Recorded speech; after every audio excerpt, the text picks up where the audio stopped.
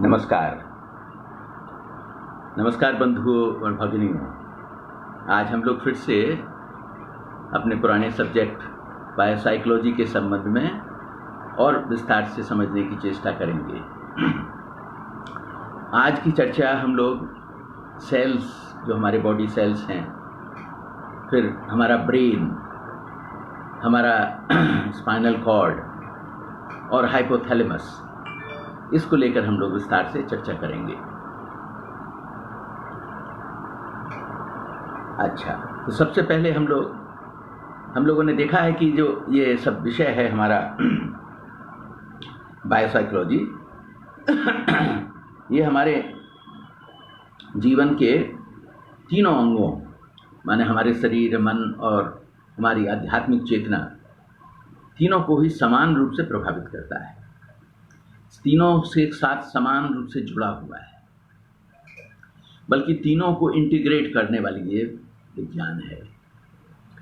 और आज का जो ये विषय है, विशेष रूप से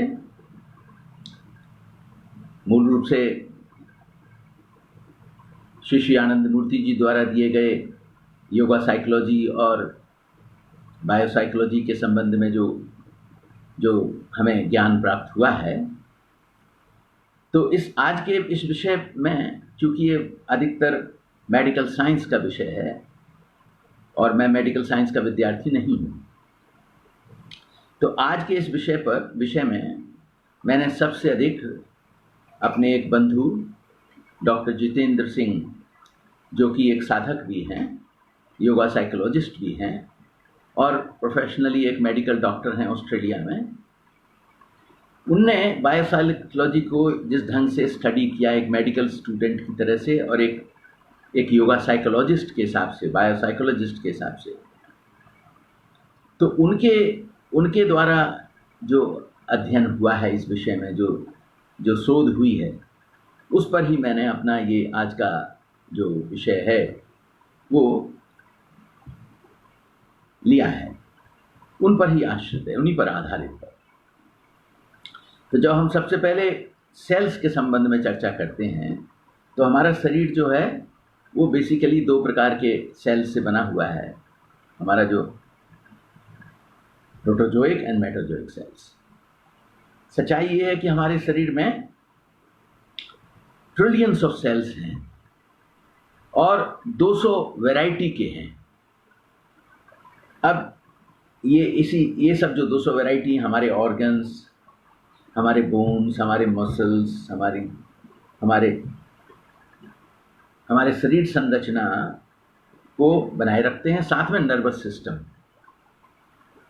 अब जब नर्वस सिस्टम की बात करते हैं, तो नर्वस सिस्टम के जो सेल हैं वो और जो हमारे बॉडी सेल्स हैं, उनको हमें डिफरेंशिएशन करना जानना होगा। हालांकि सेल का बेसिक स्ट्रक्चर समान होता है कि उसमें एक मेम्ब्रेन होता है जो आउटर कवर है सेल का, फिर उसके बाद एक ऑर्गेनेल्स होते हैं।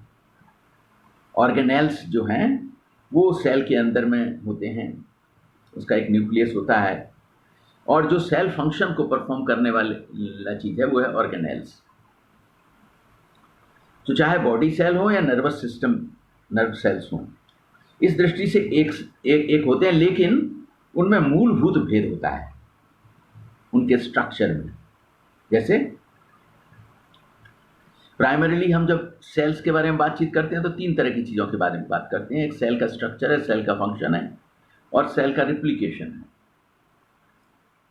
तो बेसिक सेल का जो स्ट्रक्चर है और न्यूरॉन का जो स्ट्रक्चर है, उन दोनों में, मतलब जो नर्व सेल का स्ट्रक्चर है, उन दोनों में हम लोग देखते हैं एक आउटर लेयर है फैट का, और which is embedded with protein, जो कि सब्सटेंसेस को हमारे सेल के अंदर आने जाने में मदद करता है। लेकिन जो हमारा नर्व सेल है, it has got a myelin wrapper outside, which is actually an insulator and a good conductor, so that the electrical impulses can be properly conveyed. जो बॉडी सेल्स हैं they are in different shapes. They can be circular, they can be small, they can be oval, they can be rectangular, or they can have any other irregular shape.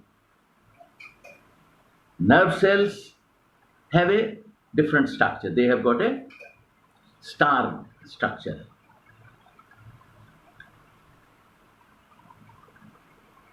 और ये जो nerve cells हैं,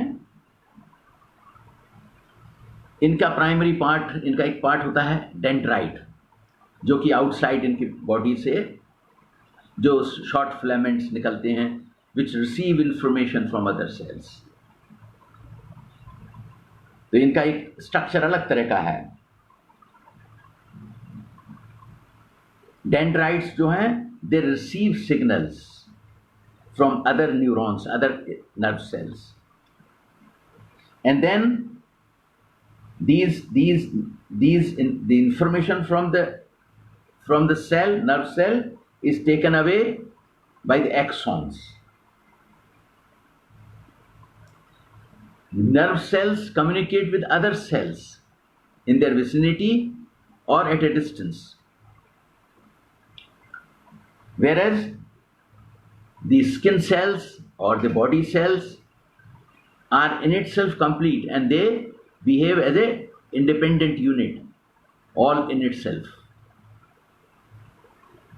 Now, for instance, we have got heart cells. Now, heart cells, the function is to create pulsating motion, as a result of which the blood is circulated in the body. The liver and kidney also has got cells, and the purpose of those cells is to create a filter. They create a filtering system through which the excessive material is filtered and also the toxins are removed. So there is a difference in the fundamentals as far as nerve cells are concerned, which are called neurons. They interact with each other. Their function is global. One neuron stimulates the other. The next, it secretes a neurotransmitter and triggers action in other neurons. So the function of neuron is very different. Now, as far as replication is concerned, the body cells replicate. They die and then new cells are formed, whereas nerve cells do not replicate. After the birth of a child, the full quota of nerve cells is formed, and nothing can be added to it. If something is lost because of disease or injury, then those nerve cells cannot be replaced. But even though no replication takes place, but they have the possibility of interconnectedness, interconnecting with other neurons, and also forming network. So this has immense possibility. This gives immense possibility to the nerve cells. So nerve cells' behavior in that way is very different. Now we come to our basic subject of brain. Now, as we see, the brain and the spinal cord must be understood as one complete system. The spinal cord, because when we talk of the brain is something like a cauliflower. The ridges and the grooves in the cauliflower are also seen in the brain. And the brain consists of 100 billion cells, those nerve cells, and several kilometers of nerve fibers. और साथ साथ इसके supporting tissues हैं. And as a result of all this, these 100 billion cells with several kilometers of nerve fibers and some supporting tissues, they make a complex network of electrical circuits. Our nerve cells and nerve fibers enable us to think, feel, rationalize, and execute an act. our mind actualizes itself, its existence, because through the medium of these nerve cells. These nerve cells, along with fiber, are called neurons. They are the units of our nervous system. The location of the neurons is crucial to the type of function they perform. They may be of similar type, similar nature, they are stereotyped that way, but their location determines the kind of function they perform, which is different from each other. Broadly speaking, the nerve cells or the neurons are located into two closely interconnected groups. The first one is the neurons in the brain and the spinal cord form what is called the central nervous system.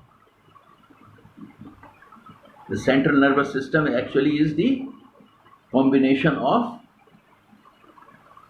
the brain, neurons from the brain and the neurons from the spinal cord. When they join together, form together, it is called the central nervous system.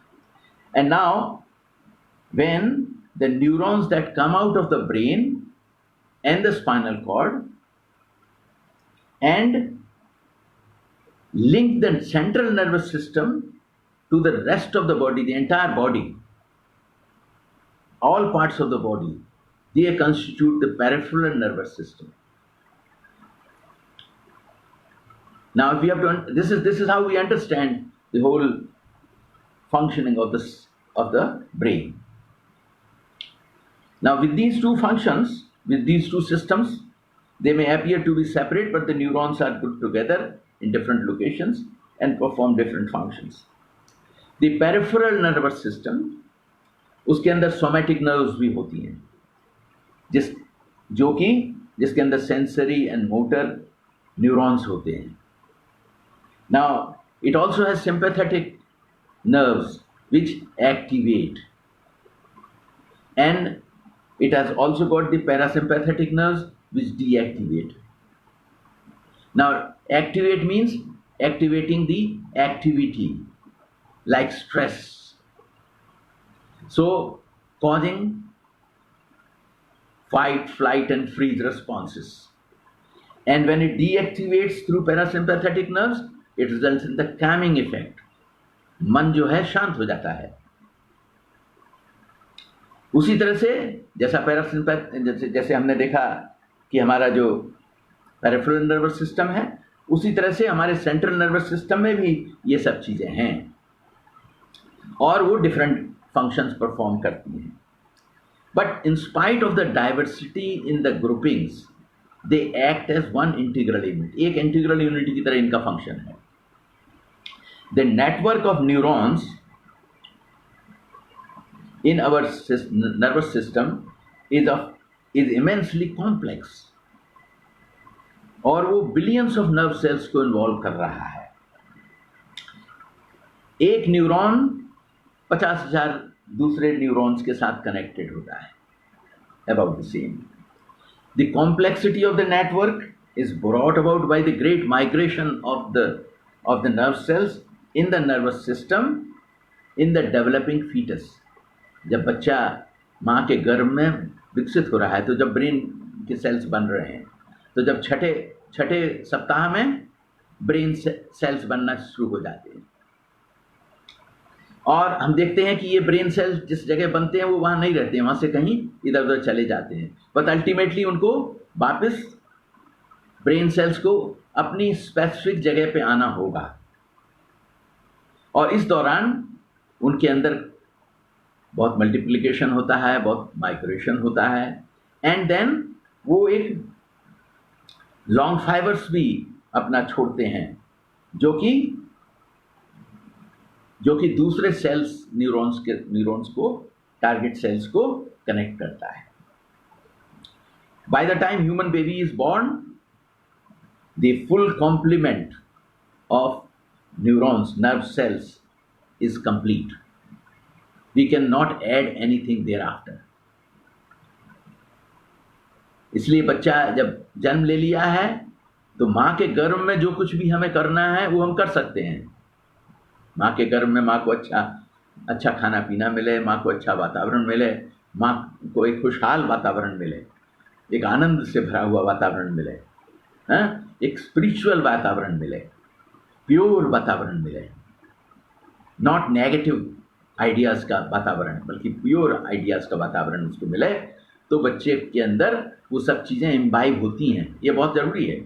इसलिए बच्चे का जब जन्म हो गया उसके बाद हम उसके ब्रेन सेल्स में कुछ नहीं कर सकते हैं।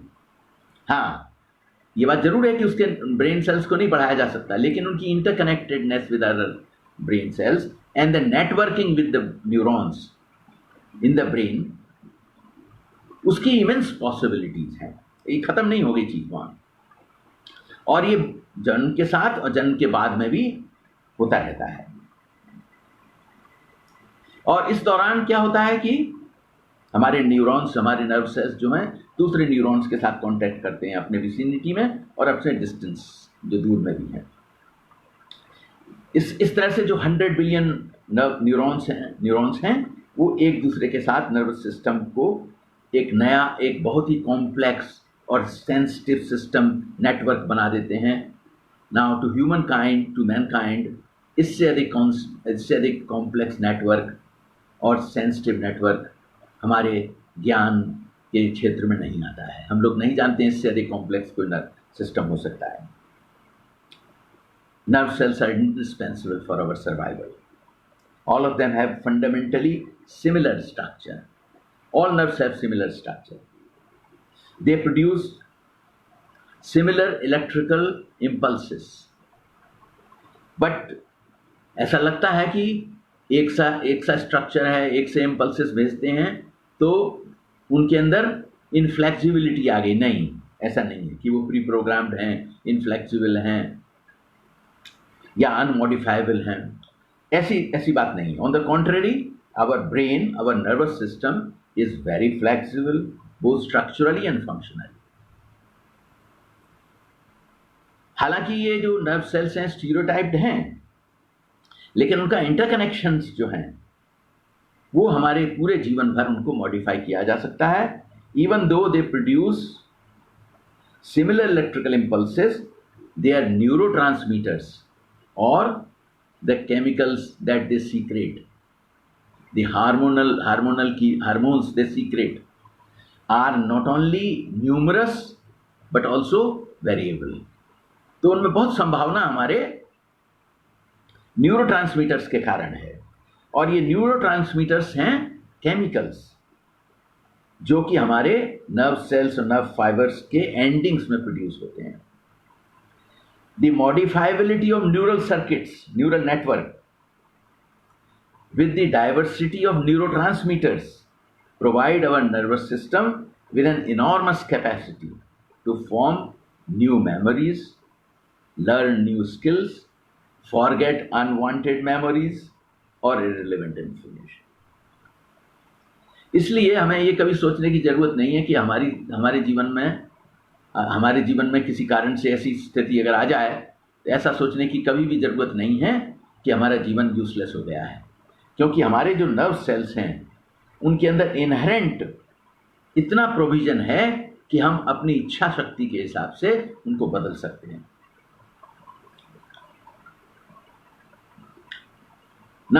अभी हम और थोड़ा सा समझेंगे कि ये सारी centre of activity of neural network is in the cell body. The nerve cell is a star, as we talked, is a star-shaped structure designed to receive messages from neurons through short filaments called dendrites. जो cell body है, neuron की cell body है, उसमें dendrites और filaments होते हैं जिन्हें dendrites कहा जाता है। There are number of dendrites on a nerve cell, so that it can receive messages from a number of neurons simultaneously. Maybe for a better perception it is necessary. Now in addition to these dendrites, which are actually the antennae, Each nerve cell has got a single long transmitting filament which links the neuron with only one cell, and these filaments are called axons. So now we have seen the two more things: dendrite, which are a integral part of the nerve cell or neuron, and then we have talked of axons. Now the axon of a neuron connects with the dendrite of the next cell, next neuron, forming microjunctions, which are called synapses. Now, synapses is a microspace. Synapses is a microspace in which the terminal part of the preceding neuron releases a message as chemicals called neurotransmitters. These chemical messages travel across the microspace and attach to a number of dendrites of the next nerve cell. Thus, a number of messages come through at the same time. These messages are integrated in the cell body, and then the resultant output is electrically transmitted through the axons to the next cell, next nerve cell. Thus, the transmission of nerve impulses continues. The complex network of neurons provide our nervous system with innumerable neural circuits and combinations, which we can call upon as per need. A small portion of these circuits is commonly in use. This arrangement provides great flexibility to our nervous system to modify a nerve impulse at any stage after it has left the nerve cell. Now, each nerve cell throws, gives out, releases a nerve impulse. But before this nerve impulse goes through the axon to the next nerve cell at the synaptic junction, there is a possibility that we can inhibit that particular transmission, neurotransmitter which has been created, that nerve impulse can be modified before the synaptic junction. Now, when that is done, then that particular thing is called synaptic inhibition. Now, in the next stage, suppose we find that a particular message which is being transmitted through a nerve cell, through a neurotransmitter, is urgent and important, then we can accelerate that particular transmission, and this process is called synaptic facilitation. Now, new circuits can be formed by developing more dendrites and also nerve cells of the nerve cells, and sometimes by branching out of the axons. Now, some pre-existing nerve cells or unused circuits can be revived, or so that when can they be revived? As a result of injury or as a result of the heart stroke, then there is the death of certain circuits. So then the unused circuits can be revived, and some undesirable circuits can be closed down. This flexibility of the nervous system allows us to modify our behavior. Now, the important thing is that the nervous system is causing our behavior. Our behavior is created by them, and our behavior is flexible. That means if we have to learn a new behavior, we can unlearn the old one. However, for that behavior modification to actually take place, then what we need is a overwhelming motivation. अगर हमारी इच्छा है कि हमारा behaviour हमें बदलना है और हमारी स्ट्रॉन्ग इंटेंस इच्छा है, तो हम नया सर्किट पैदा कर सकते हैं. New neural circuit can be created, और और रिपीटेड यूज से वो न्यूरल सर्किट जो है उसके द्वारा एक लर्न्ड हैबिट बन जाएगी और हम अपनी सब हैबिट्स, गुड और बैड हैबिट्स को अपने एक नए नए न्यूरल सर्किट्स के द्वारा बना सकते हैं। अब ये न्यूरॉन्स का जो एक्शन है वो इस तरह से नहीं है कि जिस तरह से उन्हें वायर अप किया हुआ है, बल्कि जहां वो रहते हैं, जिस लोकेशन में वो हैं, उसके हिसाब से वो डिटरमिन होता है। Because our brain has got various components. It has got the cerebral cortex, it has got limbic system, it has got within the limbic system several components, subdivisions are there. So there is the hypothalamus, and then the cerebellum. Then there are several things within the brain. Is a very complex structure. So what we see is that उनका जो location है वो determine करता है कि वो किस तरह का फंक्शन करते हैं।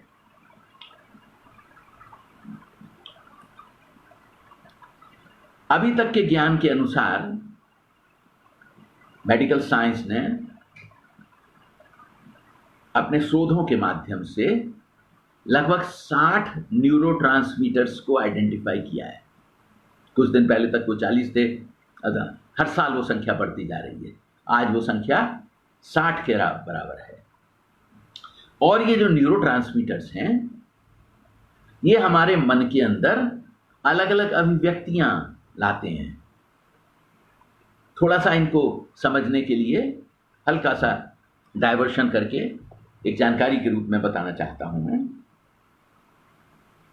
कि ये जो न्यूरोट्रांसमीटर्स हैं हमारे शरीर में, जैसे 60 न्यूरोट्रांसमीटर्स हैं। अब ये 60 न्यूरोट्रांसमीटर्स में कुछ, जैसे हम लोग हैप्पी हार्मोन्स कहते हैं, ठीक है ना। ये जो हैप्पी हार्मोन्स क्या है ये हैप्पी हार्मोन्स कौन से हैं? ये हैप्पी हार्मोन्स 4 हैं: serotonin, dopamine, oxytocin and endorphins. ये जो 4 प्रकार के हैप्पी हार्मोन्स हैं ये हमारे शरीर मन को उस ढंग से प्रभावित करते हैं। अब उसमें से एक पर्टिकुलर हार्मोन के संबंध में थोड़ा सा हम लोग समझते हैं, ऑक्सीटोसिन। और ऑक्सीटोसिन एक ऐसा हार्मोन है जिसे लव हार्मोन भी कहा जाता है, जो मन के अंदर सुकून देता है, मन में जनरोसिटी की भावना पैदा करता है, मन में एम्पैथी पैदा करता है। जब उसका secretion, when there is over secretion of oxytocin, then it causes these things, the love hormones, the attraction between the people, feeling of trust.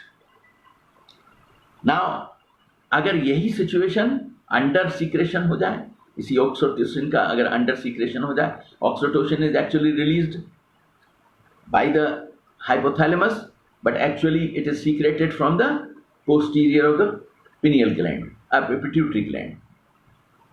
Now इसका अगर अंडर सीक्रेशन हो जाए तो इसका इफेक्ट उल्टा हो जाता है और हमारे बिहेवियर में जेलसी, ग्लोटिंग, घूरना, किसी से ईर्ष्या करना, ये भावना आ जाती है। तो जैसा कि हम लोगों ने पहले देखा था कि हमारा जो स्पाइनल कॉर्ड है, जिस स्पाइनल कॉर्ड में 7 चक्र हैं, और हम लोगों ने इसके पहले भी इस संबंध में चर्चा की थी कि किस प्रकार हमारे मूलाधार चक्र है, उसमें 4 वृत्तियां हैं।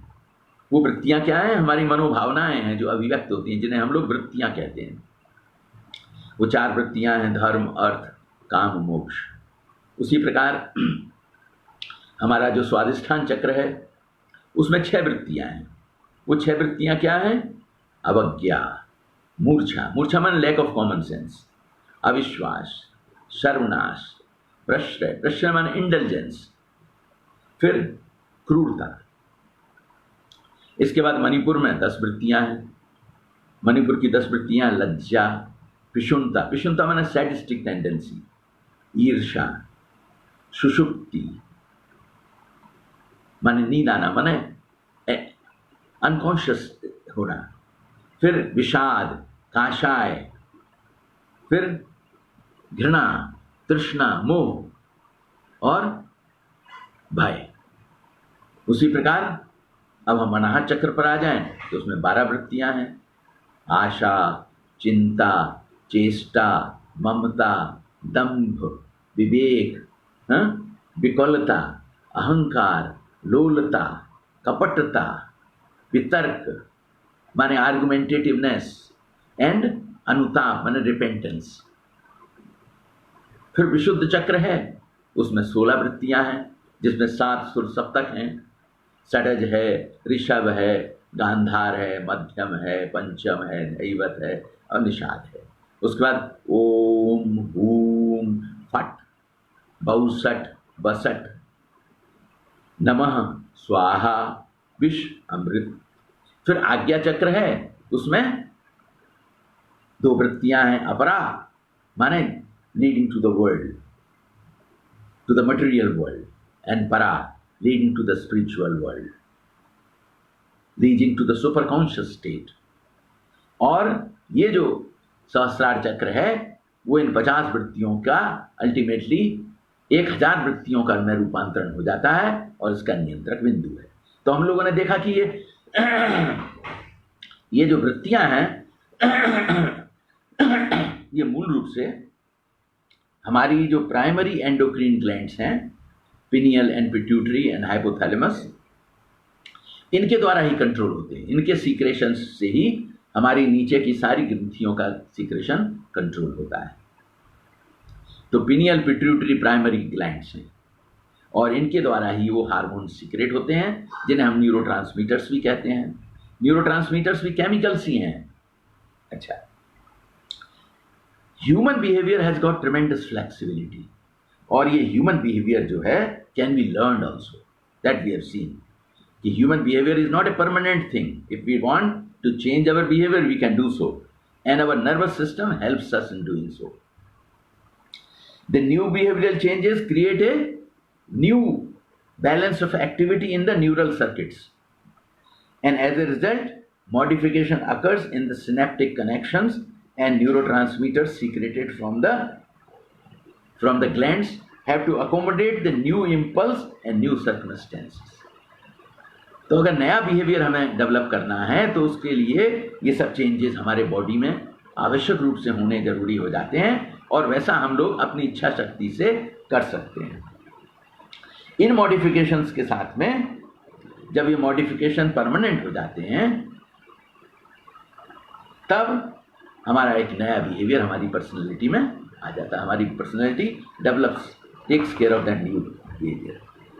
नाउ जो इलेक्ट्रिकल सर्किट हमारे इलेक्ट्रिकल एक्टिविटी जो हमारे न्यूरल सर्किट में हो रही है उसको हम लोग मेजर कर सकते हैं ईईजी के माध्यम से। इलेक्ट्रोएन्सेफेलोग्राम के द्वारा हम लोग ये एक्टिविटी मेजर करते हैं। कैसे करते हैं? सरफेस इलेक्ट्रोड्स को हेड में लगाया जाता है और उसके माध्यम से हम लोग अपने न्यूरल सर्किट्स की एक्टिविटी, तो the faster the waves the greater is the activity in the neural circuit. और इन वेव्स को, इन वेव फॉर्म्स को हम लोगों ने 5 भागों में विभाजित किया है। अलग अलग स्टेज में वो हमारी स्टेज वेव फॉर्म्स जब होती हैं तो हम देखते हैं कि जब आदमी रेस्टफुल स्टेट में होता है तो जो वेव फॉर्म है उसे अल्फा कहा जाता है और उसकी फ्रीक्वेंसी का रेंज होता है 8 से 13। उसी प्रकार जब वेकफुल स्टेज है, कॉन्शियस स्टेट है आदमी की, तो उस समय में हमारी फ्रीक्वेंसी अधिक होती है क्योंकि न्यूरल एक्टिविटी ज़्यादा होती है और हमारा उसे बीटा वेव कहा जाता है और उसकी फ्रीक्वेंसी होती है 14 से 30। अल्फा की 8 से 12, 8 से 13 और ये 14 से 30। इसके बाद जब हम लोग हायर स्टेजेस में जाते हैं, थीटा स्टेज में चले जाते हैं, थीटा वेव्स की स्टेज में जाते हैं, तो वहाँ हमारी फ्रीक्वेंसी 4 से 7 हो जाती है, लेकिन हमारा माइंड जो है सुपर अलर्ट हो जाता है। उस स्टेज में माइंड सुपर अलर्ट हो जाता है। और इसके बाद जो फाइनल स्टेज है जिसे हम लोग डेल्टा स्टेज कहते हैं, जिसमें 0.5 से 3 तक की हमारी फ्रीक्वेंसी होती है, that is a state of deep sleep and a very pleasurable stage. तो ये हम लोग देखते हैं हमारी ईईजी के माध्यम से। अब ईईजी के संबंध में एक बात और समझ लेना चाहिए कि जो ईईजी का जो मेजरमेंट है वो इलेक्ट्रिकल एक्टिविटी केवल सेरेब्रल कोर्टेक्स तक ही सीमित है, which forms the outer few millimetres of the brain. हमारे ब्रेन का जो सेरेब्रल कोर्टेक्स है उसका जो ऊपर का पोर्शन है फ्यू मिलीमीटर्स, वहीं तक की ये इलेक्ट्रिकल एक्टिविटी जो है मेजर कर सकता है ईईजी। जो इंटीरियर एक्टिविटी है, क्योंकि ये कॉन्शियस फंक्शंस को ही केवल मेजर कर पाते हैं हम लोग, जो इंटीरियर पोर्शन है जहाँ की सबकॉन्शियस और अनकॉन्शियस एक्टिविटीज इन्वॉल्व हैं, उनको हम लोग अभी तक मेजर नहीं कर पाते हैं। तो जो डीपर स्ट्रक्चर्स की एक्टिविटी है दैट रिमेन्स अनरिकॉर्डेड। और ये जो नर्व सेल्स हैं ये भी यूनिफॉर्मली डिस्ट्रीब्यूटेड नहीं है हमारे ब्रेन के अंदर। They are grouped at some places to form substructures and perform specific functions, thus they form various parts of the brain। अब हम लोग देखते हैं कि अब हम लोग अपने रेलिवेंट इन्फॉर्मेशन के हिसाब से जो हम लोग बातचीत अभी कर रहे हैं उसी से संबंधित कुछ और बात करते हैं कि सेरेब्रल हेमिस्फीयर क्या है। सेरेब्रल हेमिस्फीयर जो है वो हमारे सिर के अंदर दो भागों में विभाजित है, जिसे हम लेफ्ट एंड राइट हेमिस्फीयर कहते हैं। हालांकि दोनों स्ट्रक्चर आइडेंटिकल हैं, they differ in only in functions. Some functions are, कुछ फंक्शन ऐसे हैं जो दोनों मिलकर करते हैं और कुछ फंक्शन जो है इंडिविजुअल करते हैं। लेकिन जहाँ भी ये फंक्शन मिलकर भी करते हैं तो दोनों का अपना प्रभाव क्षेत्र अलग होता है। फॉर इंस्टेंस कॉमन फंक्शंस हमारे हैं hearing, sight, smell, taste and touch. और उसी तरह से स्पीच एंड राइटिंग का जो फंक्शन है it is executed by one or the other. Even in the functions that are executed by both, as I said, each part plays its own role. For example, जो left part है, these functions have, जो एक part जो है cognitive role play करता है, conscious part है वो, और दूसरा part emotional play करता है। उदाहरण के लिए अगर मान लीजिए हम किसी एक वस्तु का दर्शन को देख रहे हैं, एक चीज़ को देख रहे हैं हम लोग, तो जो फॉर्म का रिप्लिका हमारे ब्रेन में बनता है वो एक्टिविटी कॉग्निटिव एक्टिविटी कहलाती है, वो कॉग्निटिव फंक्शन है। और जो दूसरा इमोशनल कंपोनेंट है वो क्या करता है, वो हमें ये बताता है, वो हम उसके माध्यम से हम ये समझने की चेष्टा करते हैं कि ये जो चीज़ हम देख रहे हैं वो हमारे लिए प्लेजेंट है या अनप्लेजेंट है। The left hemisphere is responsible for cognitive aspect, जो हमारा लेफ्ट हेमिस्फीयर है। और when we talk of the left hemisphere, ये rational, analytical, logical, sequential and verbal component को रिफर करता है। जब कॉग्निटिव पार्ट को हम कहते हैं जैसे कॉन्शियस पार्ट है, तो वो हो गया rational part, analytical part, sequential part, verbal part, logical part. और जो राइट हेमिस्फीयर है, it is more metaphysical, it is more synthetic, more artistic and intuitional। और ये दोनों ही opposite sides of the body को कंट्रोल करते हैं। लेफ्ट साइड की जो लेफ्ट हेमिस्फीयर की जो प्रोपेंसिटीज हैं वो डिप्रेविंग, डिजेनरेटिंग प्रोपेंसिटीज होती हैं, और राइट हेमिस्फीयर की जो प्रोपेंसिटीज होती हैं they pave the way for super conscious blissful state, जहाँ आनंद की प्राप्ति होती है मनुष्य को। हालांकि जो हमारी मॉडर्न टेक्नो सोसाइटी है उसमें there is more emphasis on cognitive function, और उसका परिणाम ये हुआ है कि हमारी जो सिंथेटिक स्पिरिचुअल साइंस है वो डिस्ट्रॉय हो गई है और analytical material science over power कर गई है। इंट्यूशन को लॉजिक एंड रैशनैलिटी ने सप्रेस कर दिया है। अब ये जो हमारे दो हेमिस्फीयर्स हैं लेफ्ट और राइट, उनको चार और भागों में विभाजित किया जाता है फंक्शनल जोन्स की तरह से। एक है फ्रंटल, फिर पेरिएटल, फिर ऑक्सीपिटल एंड टेम्पोरल। ये चार लोब्स के फॉर्म में इन दोनों हेमिस्फीयर्स को फंक्शनली डिवाइड किया गया है। अब इसमें जो फ्रंटल लोब है वो हमारे माथे का फ्रंट के भाग में रहता है, और इसका फंक्शन होता है एनालिसिस एंड इंटेलिजेंस।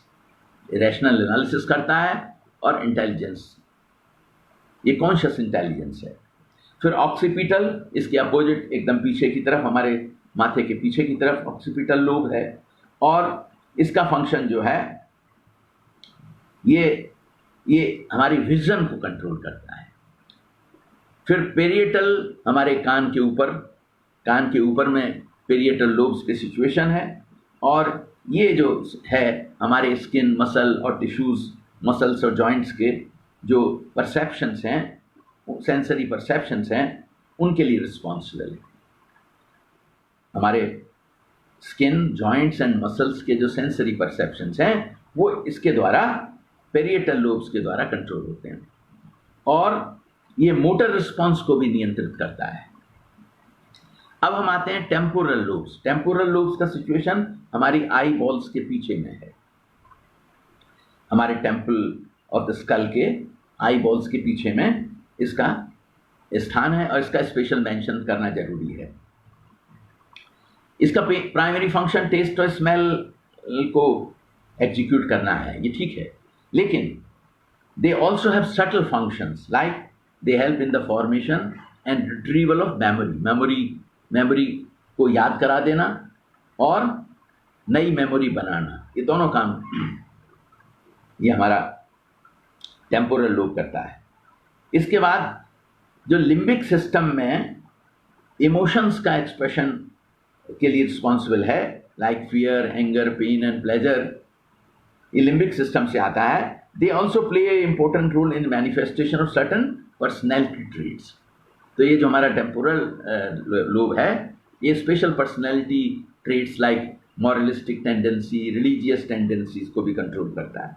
ये हमारी पर्सनल आइडेंटिटी को, डीप थिंकिंग को, कंटेम्पलेशन को भी फंक्शन कंट्रोल करता है, और ये हमारे अंदर फिलोसॉफिकल जिज्ञासा, दार्शनिक जिज्ञासा को भी जन्म देता है, और हमारे मन, हमारी सत्ता को, हमारी पर्सनैलिटी को असर्टिव बनाता है। तो ये टेम्पोरल लोब्स जो है बहुत इंपॉर्टेंट दृष्टि से हो जाता है। अब हम लोग आते हैं लिम्बिक सिस्टम पर। अभी तक हम लोगों ने देखा कि हमारा जो ब्रेन है उसके दो प्राइमरी कंपोनेंट हैं, एक है कॉन्शियस, एक इंस्टिंक्टिव, और जो सेरेब्रल हेमिस्फीयर है वो कॉन्शियस पार्ट को, कॉन्शियस फंक्शन को मीडिएट करता है, और जो हमारा इंस्टिंक्टिव फंक्शन है वो हमारा हाइपोथैलेमस नियंत्रित करता है। पुराने जमाने में जब डायनासोर इस धरती पर थे तो डायनासोर का बहुत ही डेवलप्ड इंस्टिंक्टिव ब्रेन था, जिस इंस्टिंक्टिव ब्रेन को डाईएन्सेफेलॉन कहा जाता है। ये जो डाईएन्सेफेलॉन है उसमें कोई नियोकॉर्टेक्स, उसमें कोई कॉन्शियस फंक्शन नहीं था, वो केवल इंस्टिंक्टिव था।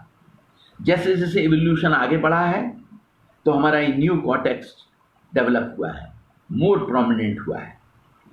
जब हमारा न्यू कॉर्टेक्स या हमारा कॉन्शियस माइंड फंक्शन डेवलप हो गया है तो फिर एक नीड अराइज हुई है कि किस तरह से हमारे इंस्टिंक्टिव ब्रेन और न्यू कॉर्टेक्स के बीच में इंटीग्रेशन के लिए कोई नर्व सेल्स, कोई नए नर्व सेल्स आए। तो इन ट्रांजिशनल नर्व सेल्स को जो हमारे ब्रेन के अंदर हैं उन्हें लिम्बिक सिस्टम कहते हैं, जिनका काम है इंस्टिंक्टिव ब्रेन और कॉर्टेक्स, न्यू कॉर्टेक्स या कॉन्शियस फंक्शन को इंटीग्रेट करना। ये जो लिम्बिक सिस्टम है इसका भी अपना इंटरनल सब स्ट्रक्चर है काफ़ी बड़ा, और ये सब डिविजन्स हैं। उसमें सबसे इम्पॉर्टेंट है एमिगडाला। एमिगडाला जो है वो सबसे इम्पॉर्टेंट है। हिप्पोकैम्पस भी उसमें है, थैलेमस भी उसमें है, हाइपोथैलेमस भी उसी के अंदर कहा जाता है ना। ये जो लिम्बिक सिस्टम है इसे इनर वर्ल्ड भी कहते हैं, क्योंकि इसकी जो सिचुएशन है वो हमारे सेरेब्रल हेमिस्फीयर और हाइपोथैलेमस के बीच में है। इसलिए ये दोनों के इंटीग्रेट करने में बहुत सहायक होता है। हमारे सेरेब्रल हेमिस्फीयर और जो हमारा हाइपोथैलेमस है इन दोनों के बीच में रिलेशनशिप, इंटीग्रेशन की रिलेशनशिप एस्टेब्लिश करने में इसका फंक्शन है। इसको इसीलिए इनर वर्ल्ड भी कहते हैं। अब ये जो हमारा लिम्बिक सिस्टम है, एक इनहेरेंट प्रॉपर्टी इसकी है कि ये सेंसरी इनपुट को रिवार्डिंग और प्यूनिटिव फंक्शन में, सेंसेशन में बदल देता है। उसके कारण हमें पेन एंड प्लेजर की फीलिंग होती है। तो it is responsible for the feeling of pleasure and pain. ये प्लेजर और पेन की फीलिंग के साथ साथ it has the capacity of it has an important capacity of learning and memory. It receives sensory inputs, impulses, including our thoughts and emotions from all parts of the cerebral hemisphere and interprets them in the light of past experience and memory. It then modulates them in appropriate motor and emotional responses called the behavior. It must be stressed here that the limbic system is not capable of perceiving and rationalizing. इसका काम जो है एक limited है। इसका काम क्या है? ये इंटरप्रेटर है और फीलर है, इसीलिए इसे फीलिंग ब्रेन भी कहा जाता है। ये एक ऐसी जगह है, लिम्बिक सिस्टम एक ऐसा सिचुएशन है जहाँ पर कि इमोशंस जो हैं वो रैशनैलिटी के साथ मिल जाते हैं और जहाँ पर इंस्टिंक्ट जो है वो विवेक के साथ संपर्क में आ जाती है और फीलिंग्स जो हैं वो लॉजिक के साथ मिल जाती है। और इस तरह से हम देखते हैं कि इमोशंस और रैशनैलिटी की जो डिमार्केशन की लाइन है वो ख़त्म हो जाती है और एक यूनिफाइड पर्सनैलिटी हमारे सामने आ जाती है। एक चीज़ हम लोगों ने और देखा है कि जो अमिगडला है, इसके अंदर